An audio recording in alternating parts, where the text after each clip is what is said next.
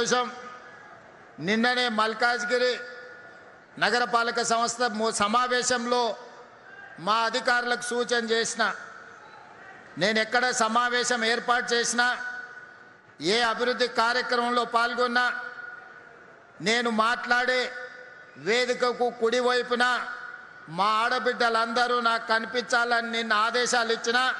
ఈరోజు వేలాది మంది మా ఆడబిడ్డలు కుడివైపున ఉన్నారు, సంతోషంగా చేయి ఊపుతున్నారు. మేమందరం వచ్చినామన్నా నీకు అండగా నిలబడతాం, ఇక నువ్వు ధైర్యంగా ఉండు, ప్రభుత్వాన్ని నడుపు అని.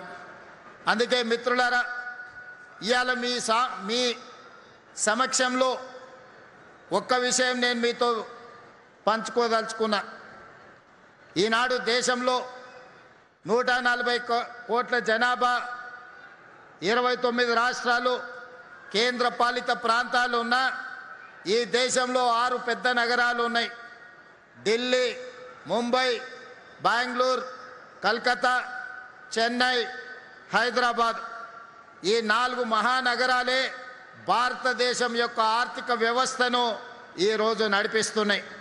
ఢిల్లీలో భారత ప్రధానమంత్రి నుంచి మొదలు పెడితే సుప్రీంకోర్టు చీఫ్ జస్టిస్, రాష్ట్రపతి వరకు ప్రముఖులందరూ ఢిల్లీ నగరంలోనే ఉంటారు. కానీ ఈనాడు ఢిల్లీ నగర పరిస్థితి ఏందో మీరు ఒక్కసారి ఆలోచన చేయండి. ఢిల్లీ నగరంలో జరుగుతున్న అభివృద్ధిని, ఆ ప్రాంత వాతావరణ కాలుష్యాన్ని నియంత్రించకపోవడం వల్ల ఈనాడు పాఠశాలలు బంద్, ప్రభుత్వ కార్యాలయాలు బంద్, పార్లమెంటు బంద్, ప్రధానమంత్రి ఆఫీస్ కూడా ఈరోజు బంద్ పెట్టి కాలుష్యాన్ని ఎదుర్కోలేక ఈరోజు ఢిల్లీనే పడావు పెట్టే పరిస్థితి ప్రధానమంత్రి నివసిస్తున్న ఢిల్లీకి ఈరోజు దాపురించింది.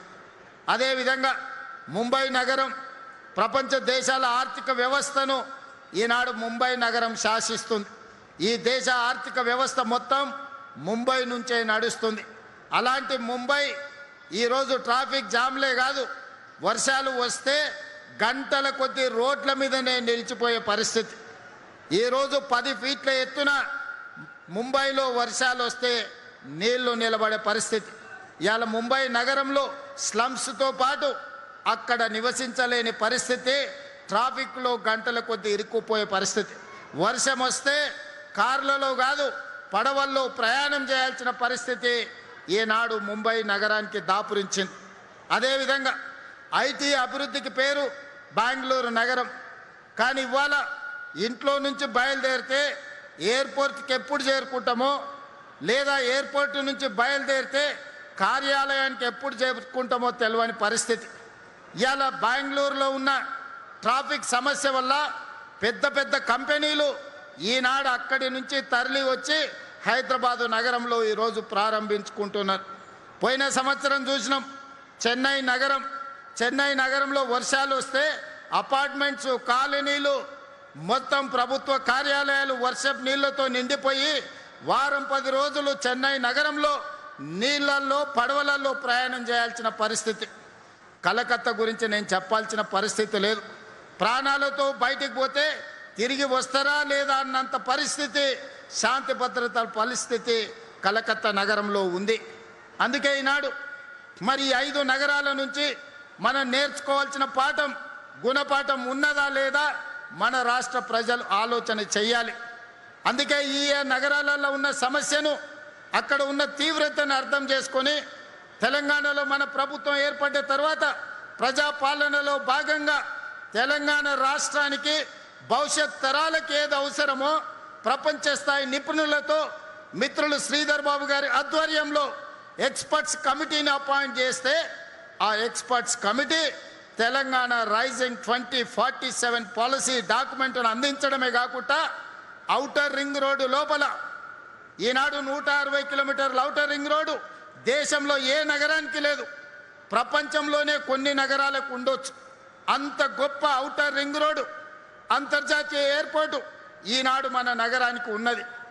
ఆ ఔటర్ రింగ్ రోడ్డు లోపల 1,34,00,000 జనాభా తెలంగాణ నుంచే కాదు, ఇతర జిల్లాల నుంచి, ఇతర రాష్ట్రాల నుంచి, ఇతర దేశాల నుంచి ఉద్యోగ ఉపాధి అవకాశాల కోసం లక్షలాదిగా తరలి వస్తున్నారు.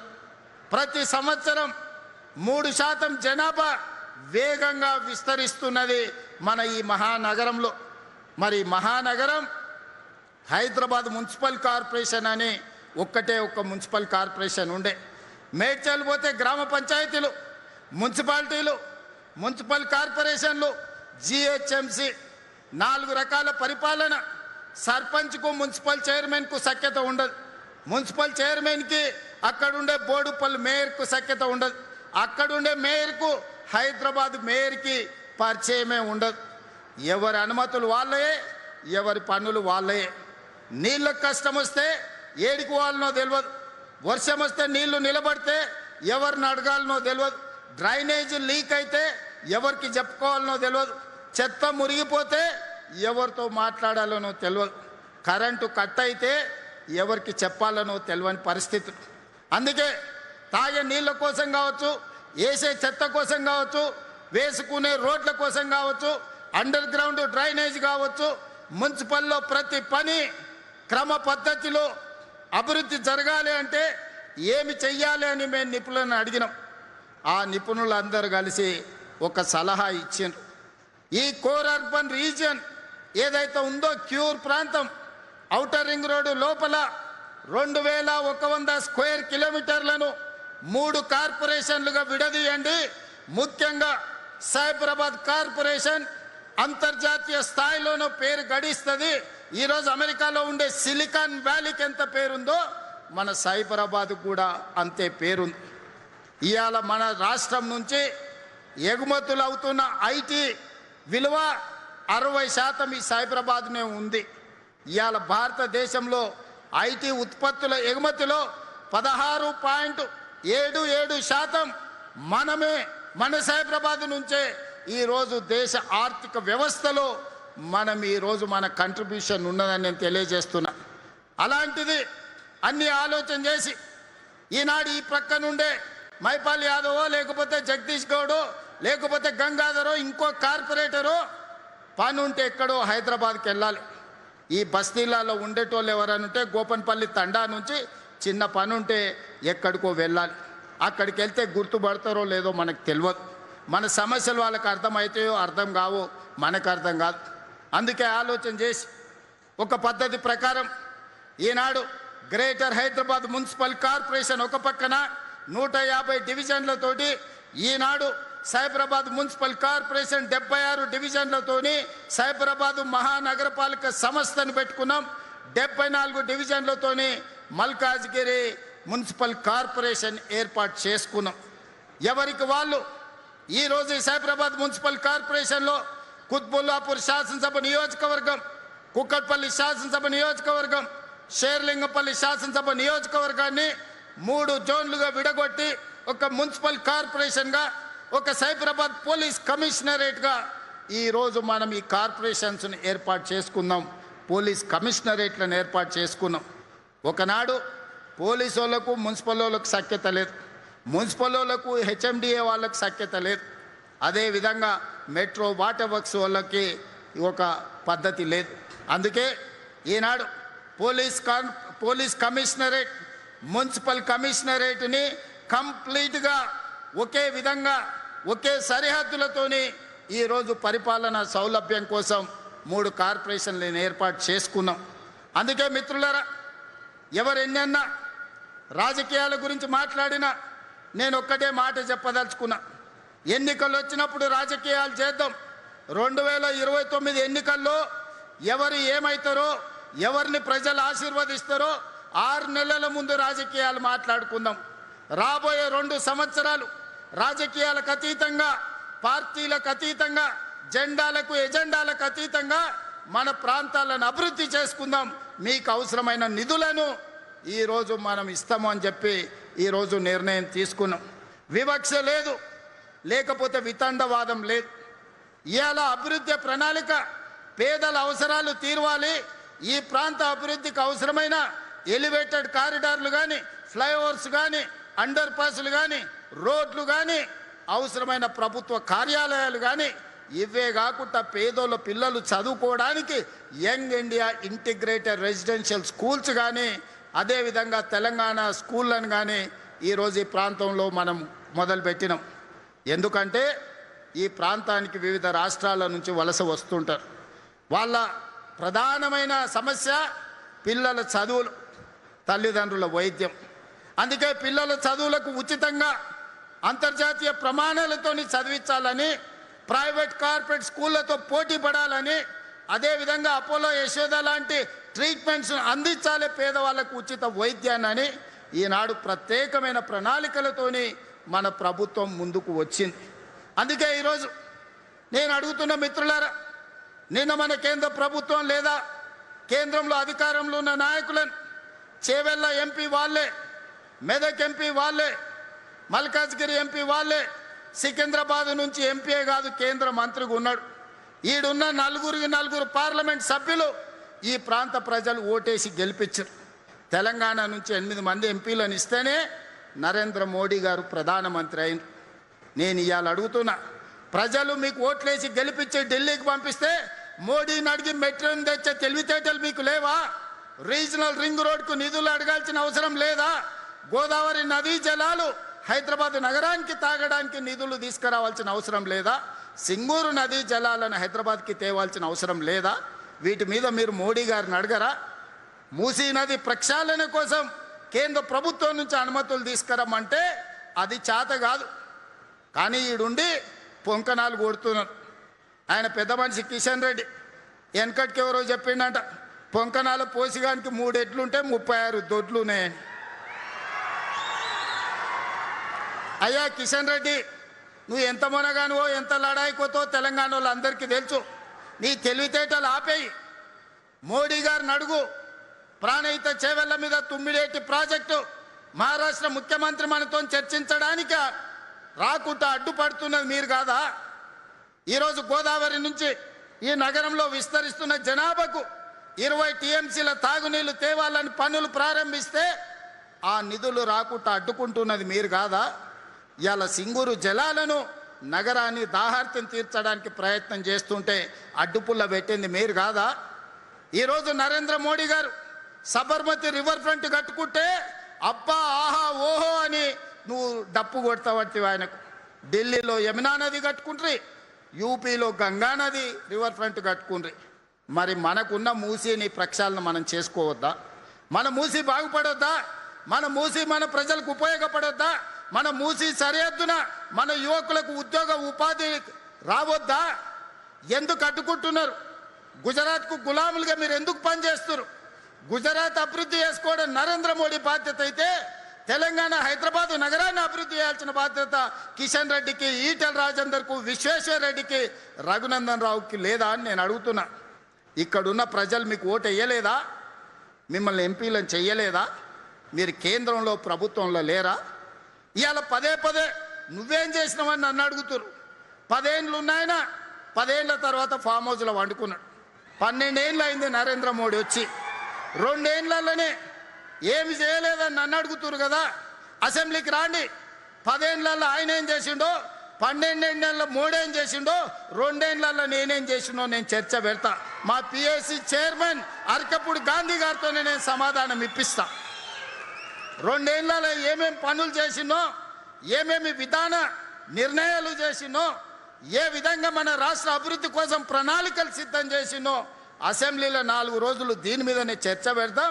మీరు రాండి, చర్చ చేద్దాం.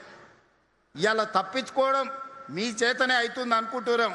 కానీ ఎలుకకు పొగబెట్టి బయటకు ఎట్లా తేవాళ్ళో మా కార్యకర్తలు అందరికీ తెలుసు. మీరు అనుకుంటున్నాం ఎప్పటికీ మోసం చేస్తామని.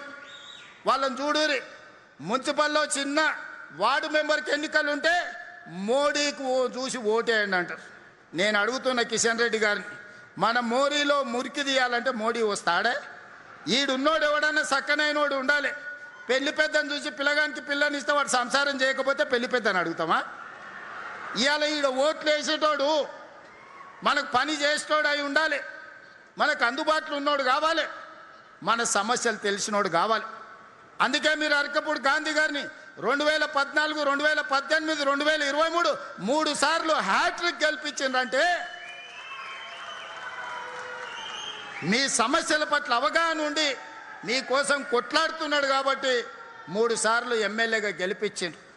అందుకే ఈనాడు ఎప్పుడు కలిసినా ఈ శేర్లింగంపల్లి నియోజకవర్గంలో రోడ్ల గురించి, తాగునీటి సమస్య గురించి, ట్రాఫిక్ జామ్ల గురించి ఎప్పుడు మాట్లాడుతుంటాడు. బస్సుల గురించి వారు అడిగినారు.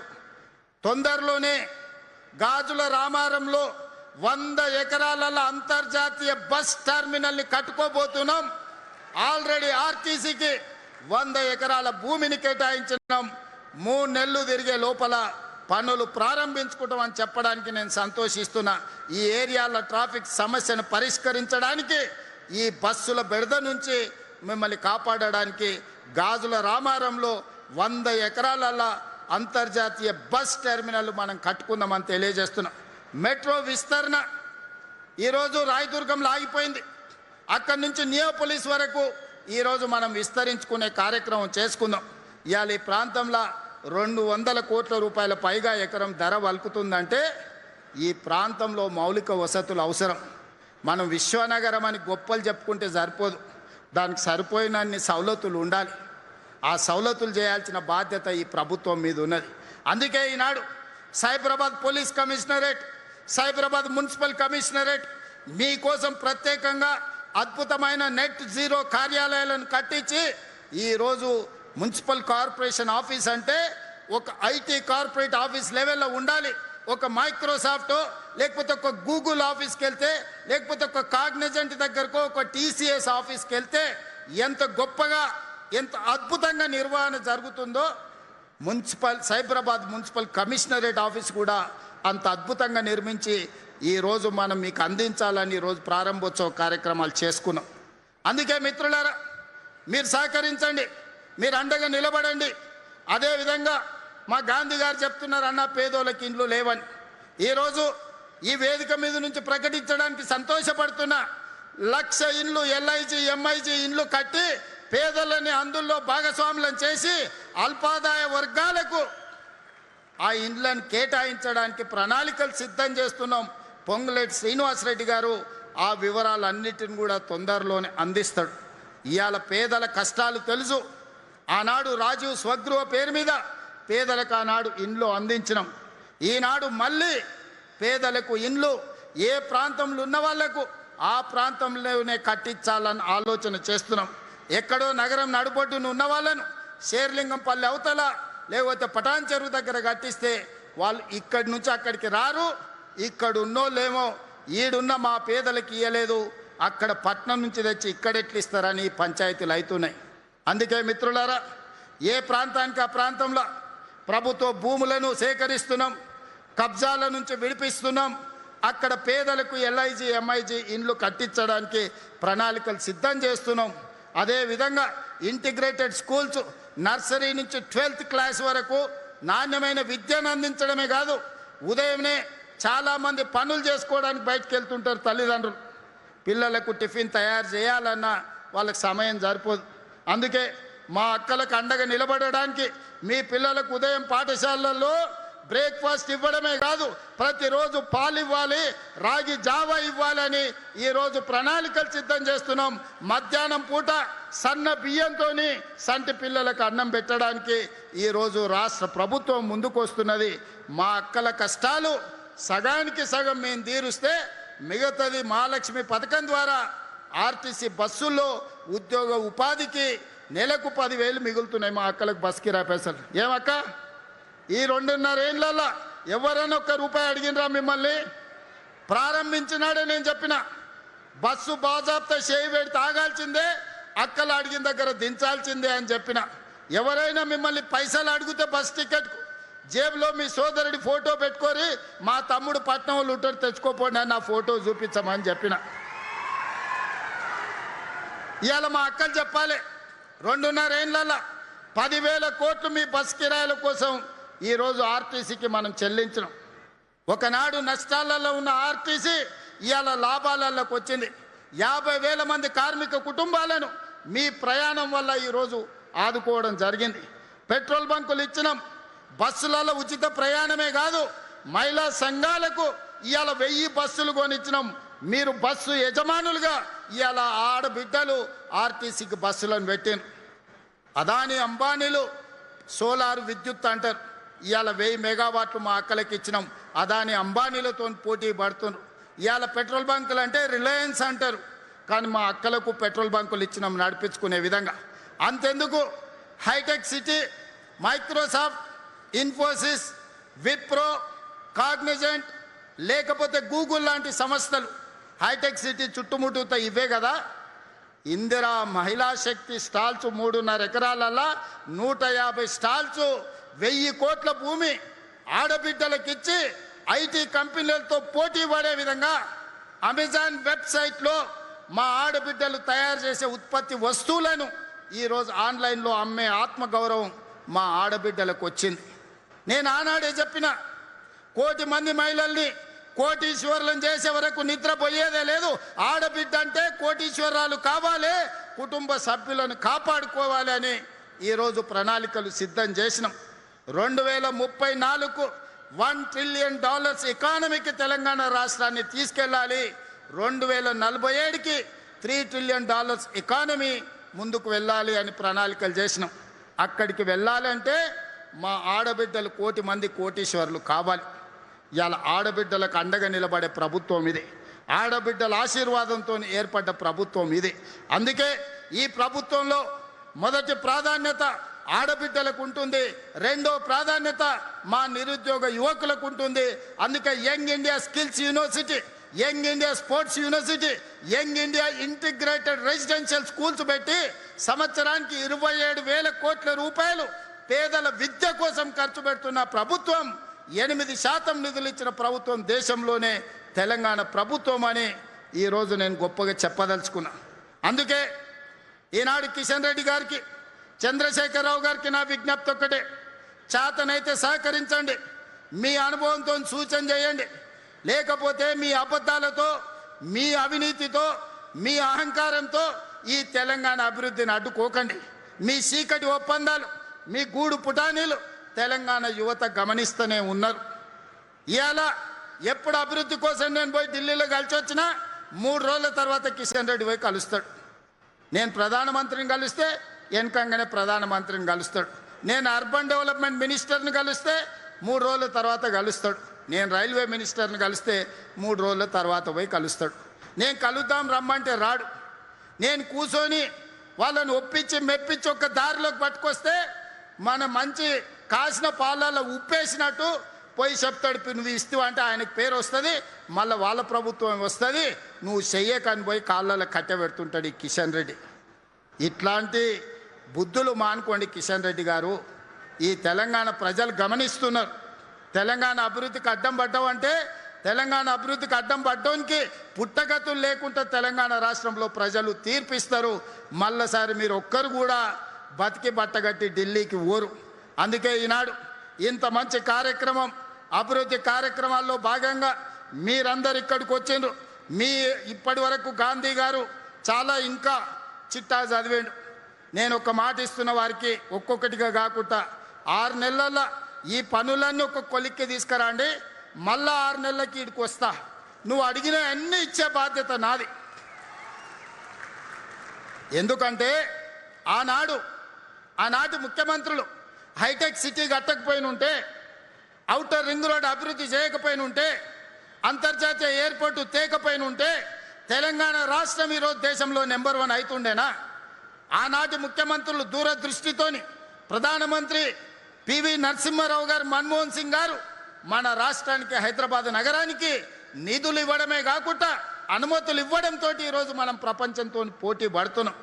అందుకే విజ్ఞతతోని రాజకీయాలకు అతీతంగా మన ప్రాంతాన్ని అభివృద్ధి చేసుకుందాం, మెట్రో విస్తరించుకుందాం, మూసి ప్రక్షాళన చేసుకుందాం, రీజనల్ రింగ్ రోడ్ కట్టుకుందాం, రేడియల్ రోడ్ వేసుకుందాం, పేదలకు ఇండ్లు కట్టిద్దాం, పేదలకు వైద్యాన్ని అందిద్దాం, పేదల పిల్లలకు విద్య ఇప్పిద్దాం.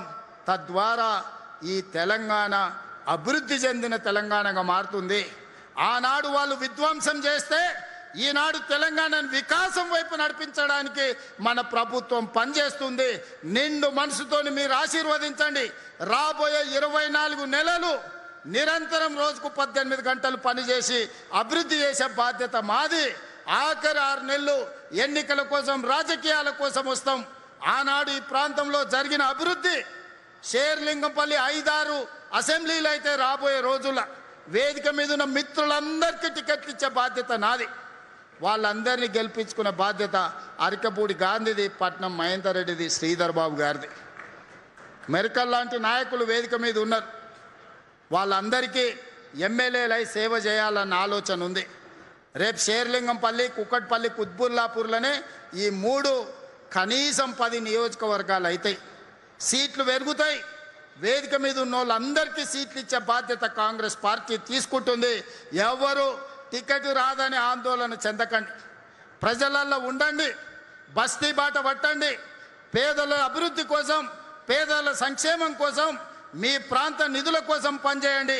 మీ బీఫామ్ మీకు ఇంటికి తెచ్చిచ్చే బాధ్యత మీ సోదరుడిగా నేను తీసుకుంటాను తెలియజేస్తూ మీ అందరి దగ్గర సెలవు తీసుకుంటున్నా. ధన్యవాదాలు మిత్రులు.